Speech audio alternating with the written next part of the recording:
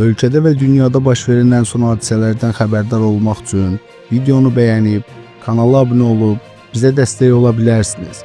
İndi isə keçək xəbərə. Amerika, Kanada, Koreya, Dubay və başqa ölkələrin həraclarından alınaraq ölkəyə gətirilən ikinci əl maşınların qiyməti bahalaşacaq. Səyyar TV Milli Aza istinadən xəbər verir ki, bu vergi məcəlləsinə təklif edilən dəyişikliklə əlaqəli olacaq. Belə ki, gələn ildən Azərbaycana idxal olunan istehsal tarixi 7 ildən çox olan minik avtomobilləri üçün aksiz dərəcəsinin artırılması təklif olunur. Hazırda idxal olunan minik avtomobillərinin istehsal tarixi 7 ildən artıq olduqda, aksiz dərəcəsi benzin mühərrikli minik avtomobillərinə 1.2, dizel mühərrikli minik avtomobillərinə isə 1.5 yüksəldici əmsal tətbiq edilməklə hesablanır.